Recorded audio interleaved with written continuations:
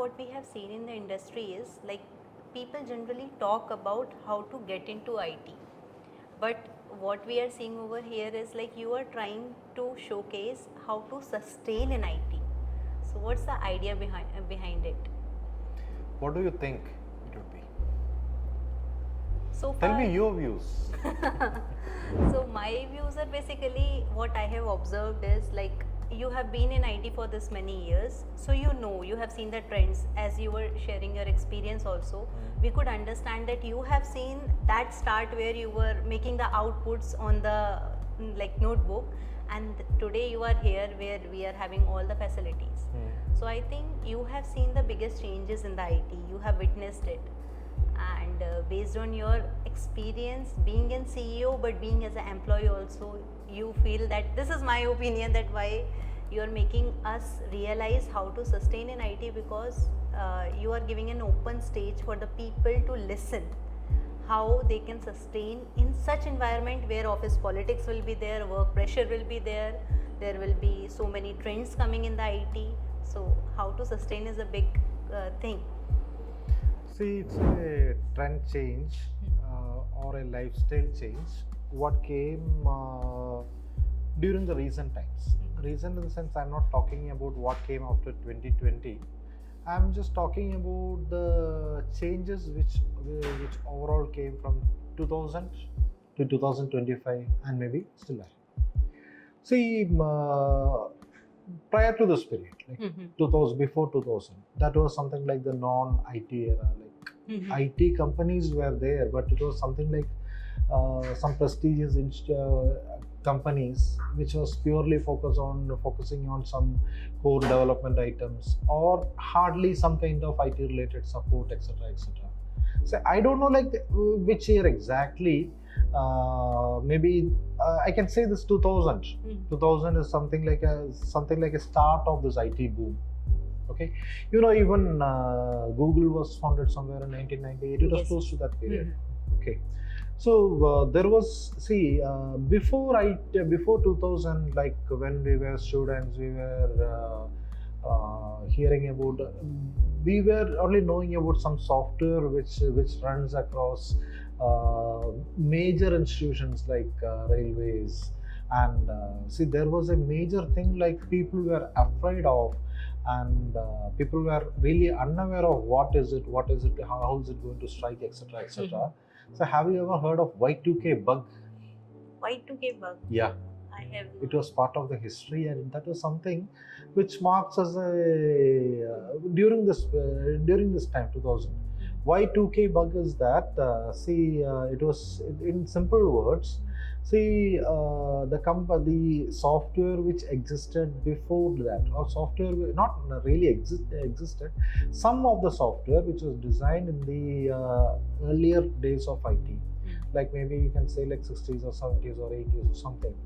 Like people had some kind of, I don't know exactly, I have not dealt with that, I have just heard that. Okay, even I was one of the people there who was just listening to these kind of stories and was surely unaware.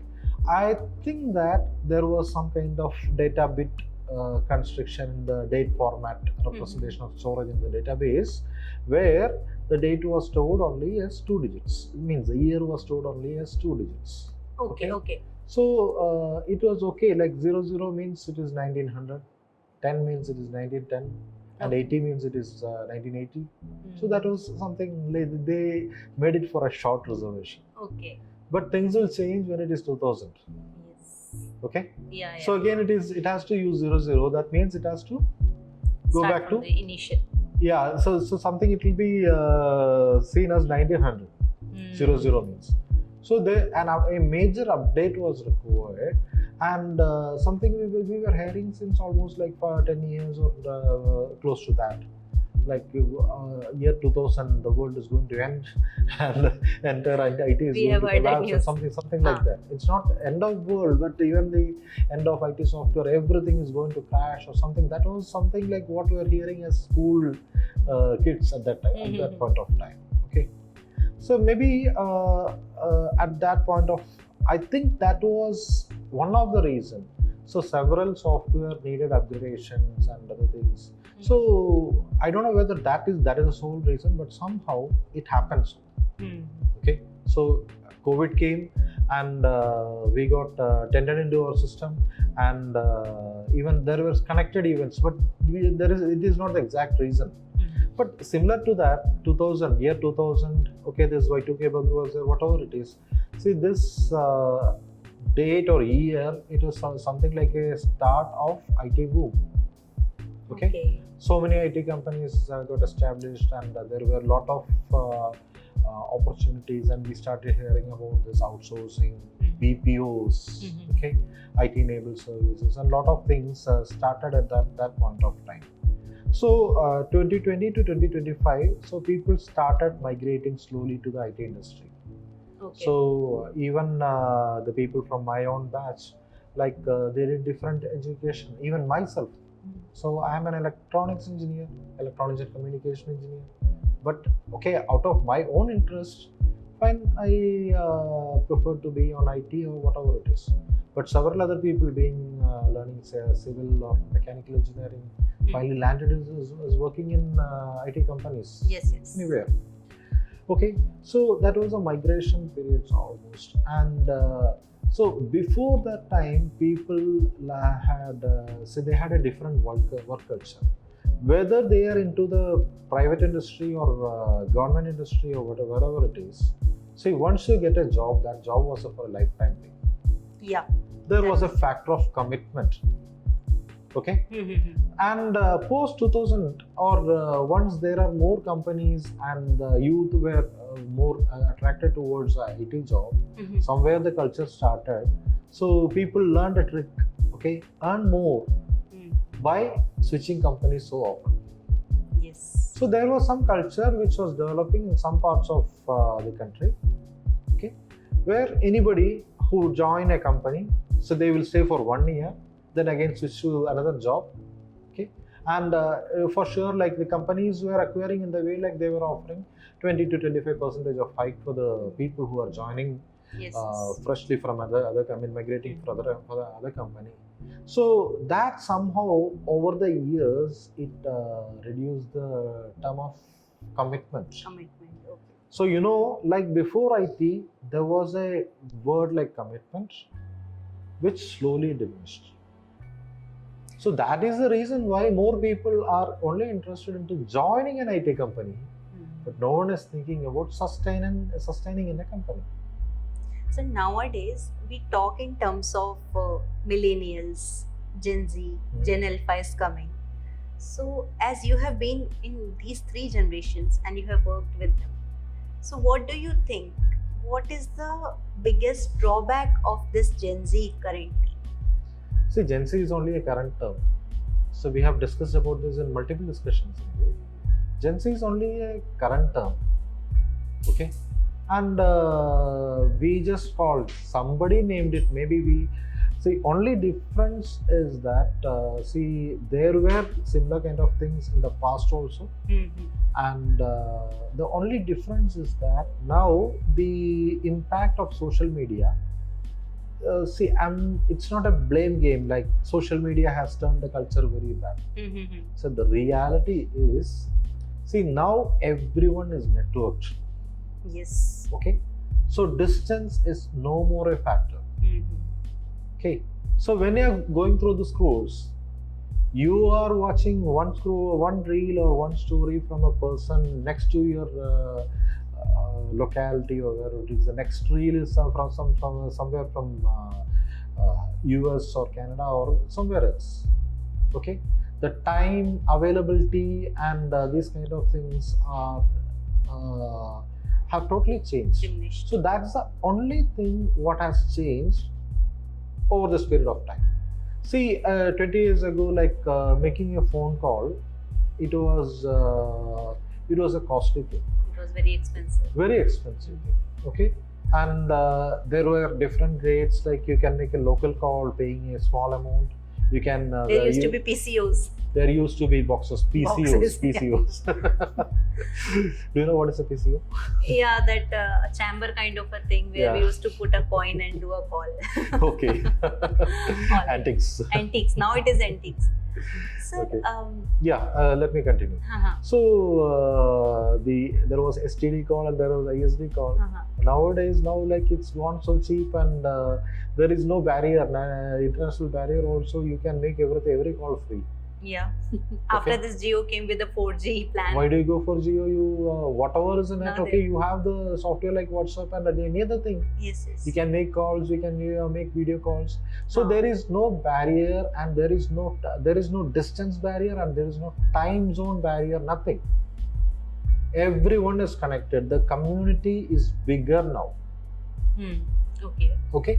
So anything which happens, for example, if somebody calls a name Gen Z, okay, and it becomes viral, and it spreads like anything. That is true. Okay, so this kind of things, the names, the terminology is something which was local once upon a time. Now it is global. That's only thing. It's only a terminology, and you're going to forget that in a few years. Like I said, Y2K. Okay, some people maybe hardly 90s kids were aware of this kind of things because they were so small kids. Okay, but 80s, 70s, it was something like for 70s and 60s, it was a nightmare. That is true. Okay, those people they said, okay, we are going to lose the jobs, we are going to miss the trains, we are going to miss the flights, something like that. So these are like contemporary terms. So talking about connectivity. As you said, like now we are able to, for sure, I can also connect to this, that I am able to connect with the people sitting from here. I can connect to UP easily. I can see anyone over here. But it's not about connectivity. It's again the past. We have reached the connectivity long time ago. Now your voice reaches to max number of people. You are, see, now the entire world is a single community. Okay, once upon a time, okay, you talk about UP, you talk about your district, village, and not even the village, your locality is a small thing. So whatever happens, whatever you say, so that was only local to the place where you are staying. Right. Okay, sometimes maybe within your flat or whatever it is, the locality was very small, your connections were very small. But is that the same now? So every person, it's not just like celebrities or somebody, it's every person has got the privilege now. That's right. Right? So that is the only difference we have in this age. And somehow the education system, it is coincidental. Okay? So now we have better facilities, and somehow I badly think that no one is stressing on creativity or inventions, innovations, these kind of things. Sir, I have a question over here. In older times, like you said, people were too much committed to their company. I can actually agree with this. People used to stay in a company for more than 20 years even. Nowadays, they are changing within 1 year due to the trends, whatever it is. If talking about current company, TechNeurons, here also, like apart from work, you have provided all the privileges like trips, and there were so many, like we used to have social media activities, so there were some engagements also which were happening, Friday meetings and all. These things were not happening in the older times, but they were still innovative, connected to the company. They were like having core that's values. Again this factor only. Now their communication, their range, their network was limited. They had less options. Now people, since they are into a larger community, their voices are heard more, and they are able to know more things instantly. So their way of thinking has changed. Opportunities are more. Earlier opportunities are lesser. So that means that the more opportunities will come in future, then we are going to lose more of commitment or committed people. Some commitment we have to bring it in some way. We see somehow. See I told this education system or somebody is missing out some factor here. Something is being missed. That means when the youth are raised up. Okay, they raised up in the sense after the maybe the at the level of the basic schooling, and after that graduation, and immediately they are switching to the jobs. See, there are so many people around to persuade them to go abroad and find an opportunity. Yes. Okay, that kind of thing. So people may be feeling so cheap to stay inland or do something in the homeland. But in a place like Kerala, this used to be there before also. Like most of the people used to get settled in Gulf, Canada, USA, and all. And still, like we can see in Kerala, big buildings are made by the people who have migrated once during older days. Yeah, and came back. that's a good point. Okay. See, but somehow, so they are making assets. But if you see the overall development of the state, it is backward. See, just think from the founder's perspective. Okay. Okay. See, why don't we have? See, okay, nowadays, okay, we have good IT companies, but still, the people who are running the company, they are struggling with inefficient or less productive people. Okay, the overall productivity within the state is less. Because most of the youth is going outside the country. See, hardly they buy. Okay, well, they go outside, they work hard. They may buy some building, they may buy some assets, and they may construct some buildings over here. Okay, now the situation of Kerala is something like it is becoming a consumer state rather than a producer state. Okay. So overall, see why people migrate. We don't have facilities locally. Facilities also, and I think income is also one of the most important factor. Income, how it will develop? See, it's a social responsibility. That's the point. Okay, when there are people who are readily available here, then there will be more investment here, more businesses will flourish, more competition will be there, more demand will be there, and the income will increase. See, it's a good thing from 70s. Okay, from 70s, people from Kerala. See, it's a valid point. A lot of people, they have migrated from Kerala to UAE, okay, Dubai, and other places. And in 70s or before 70s, it was a desert. Before 70s, before establishment of the United Arab Emirates, it was just a backward place. Deserted area. Deserted area means, okay, some locals were there, and fine. Say it's all because of the money got from the oil reserves, oil exploration, and this kind of things. But our efforts, it's not like something again blaming or telling fault of the people. See, the effort of the people have gone there, and by the foreign contributions, not only Indians, not only Keralites, but by the foreign contributions. So this place has converted into a very luxurious place. Right. Okay.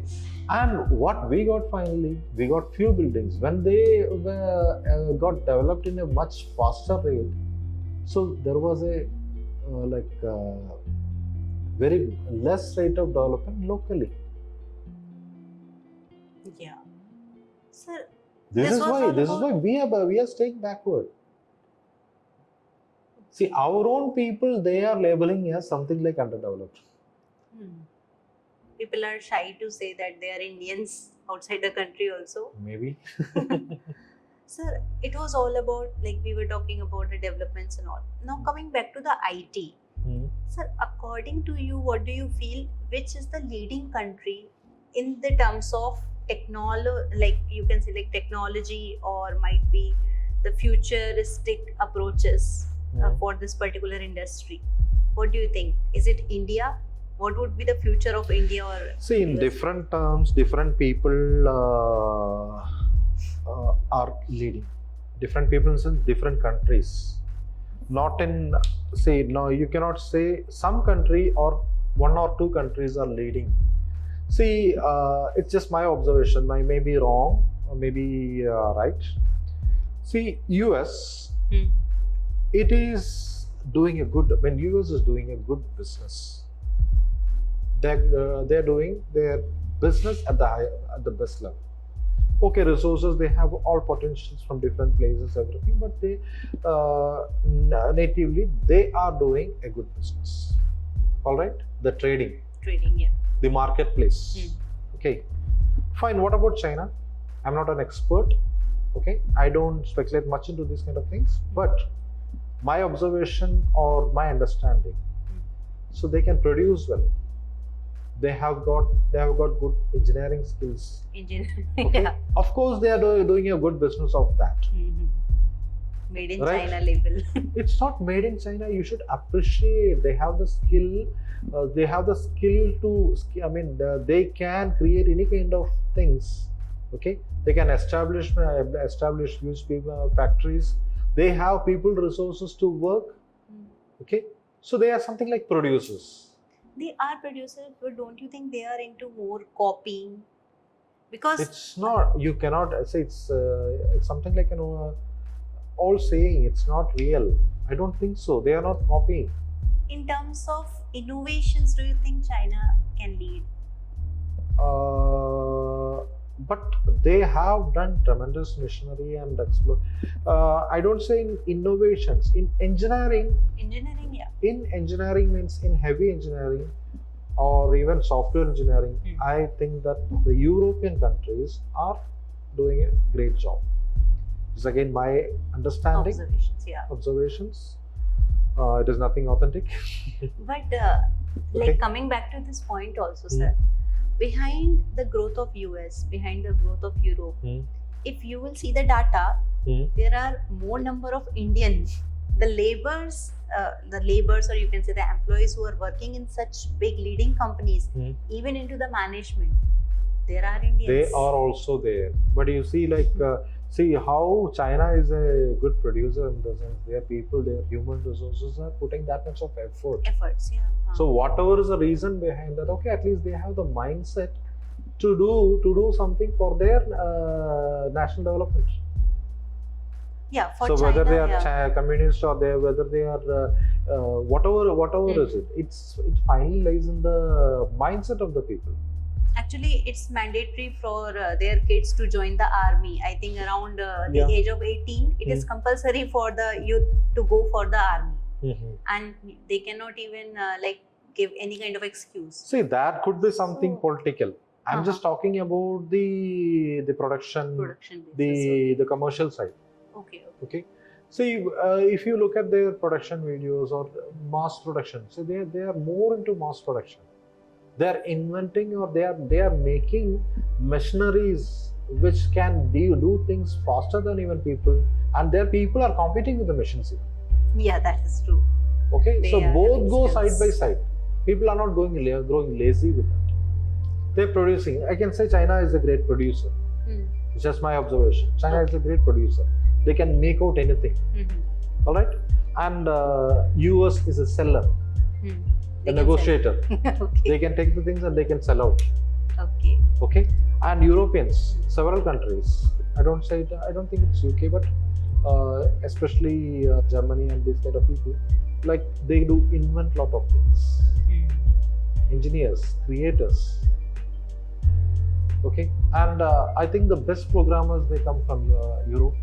We are capable, but we don't see. We have the resources of agriculture. Okay, of course we do, but we just do in a lazy mode. We have to still rise up. Sir, talking about one country, Japan. Like in Japan also, they used to be very much brilliant in all of these sectors. Like today, if the road is totally gone in Japan, by within 1 day or 24 hours, they have the ability to remake it. But now statistics shows that India's future is much better comparatively than other countries. Why? Because first factor is we have lot of population, because Japan is having a very serious issue with the population. But Indian population is migrating to outside the country. So I just feel like these are two. See, this is a great risk, like what we are going through. See, only the our people, the top category people, or in every batch there are some toppers, right? Yeah. So such people we are losing, and the mediocre and the below even the mediocre people, they are trying to go outside. So who is not having such a great chance, they are staying back. Who misses to go, they are staying back. But there are, of course, we are not saying that everyone who stays in India are bad. But I'm just talking about the majority of thoughts. But there are, of course, some people who want to prove themselves, who want to do something for the nation, or who want to stay locally and live a better life. That's very rare. I have seen few instances in our company itself. There were some employees who were really good, and within 1 year they have migrated to outside the country. But there was one reality which I don't think so everyone tells in front of the screen. In Canada and all, like I was telling you, there is a big queue. So a brilliant person from India is going to find a job outside the country, but he is really struggling to get into a job because one is they will give priority to their country people first. The job seat will be reserved for them. When they are not getting, then it will be shifted to an Indian person, or might be there are other country people also coming. So why people are not focusing on that part? Everyone is focused about getting a bigger job outside the country, but once you move outside the country, the real game starts over there. But they won't expose such stories. These stories are totally hidden. No one is talking Hardly about. Few people they may expose these kind of things. We have seen so much of instances. Our brilliant performers also have gone. Like see, I know the fact because even I had the opportunity to migrate. Okay. And but I prefer to stay back here because I can't take up that much of pressure. Pressure so in terms pressure of? in the sense, so we have to be more workaholic sometimes, and of course schedules and other things will be tighter, and maybe their work life is different. I have seen, I have heard, I know the experience of several people. So, but here, staying back in India, I never made a wrong decision, right? So I have my freedom. I can earn. I have the power of purchasing, right? I never lost anything being here. Sir, even if we become too much rich, if a person goes outside the country, he becomes super rich, he have earned everything. But don't you think he will be still treated as an outsider? I don't know, it depends from place to place. So in India, we have more freedom comparatively to other countries. That's what I have observed. I cannot be like, it is not a fact, but this is my observation. If you are earning $100 in India and $100 in US, your one apple will be costing around $1. See, but can you just think of another fact related to this? See, a person who works in US, okay, it's a big expense for him to take his family every year, or at least once in 2 years or 3 years to India. Right. Okay, he is so rich, he has a comparatively bigger income, but that's a big cost. But somebody who stays in India, they goes on for vacation multiple times to US.